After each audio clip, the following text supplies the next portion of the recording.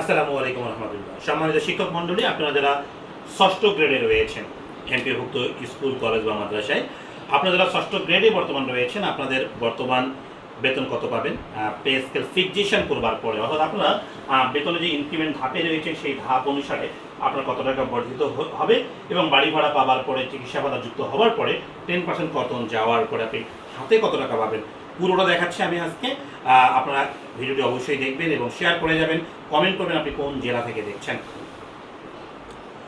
সম্মানিত শিক্ষক মণ্ডলী, আপনারা যারা প্রথম ইনক্রিমেন্টে আসবেন, এবার প্রথম ষষ্ঠ গ্রেডে মাত্র জয়েন করেছেন, তাদের বর্তমান বেসিক দাঁড়ানোর কথা ছিল 37,280।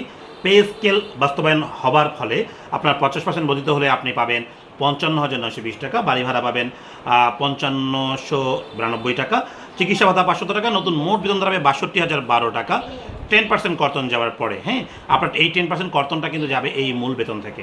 আবার মনে রাখবেন, আপনি বাড়ি ভাড়াটাও পাবেন কিন্তু আগের মূল বেতন থেকে। ওকে, আচ্ছা, কর্তন যাওয়ার পরে আপনি উত্তোলনযোগ্য বেতন আপনার হবে 58,284 টাকা।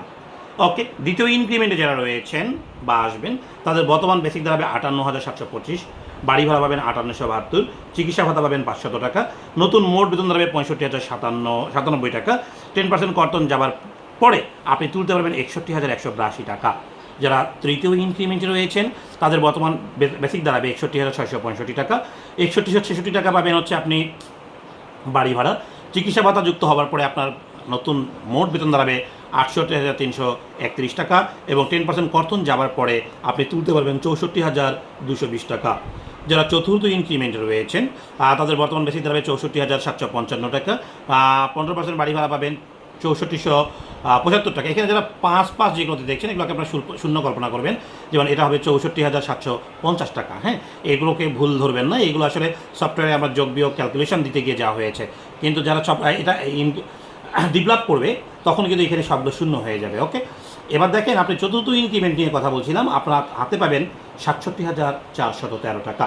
যারা পঞ্চম ইনক্রিমেন্টে রয়েছেন, তাদের বর্তমান বেসিক দাঁড়াবে 67,795 টাকা, বাড়ি ভাড়া পাবেন 67,099 টাকা এবং আপনি হাতে পাবেন তুলতে 70,761 টাকা। যারা ষষ্ঠ ইনক্রিমেন্টে রয়েছেন, তাদের বর্তমান বেসিক দাঁড়াবে 71,400 টাকা, বাড়ি ভাড়া পাবেন 7140 টাকা 15% হারে, চিকিৎসা ভাতা পাবেন 500 টাকা, নতুন মোট বেতন দাঁড়াবে আপনার 79,040 টাকা এবং আপনি 10% কর্তন যাওয়ার পরে হাতে পাবেন 74,280 টাকা।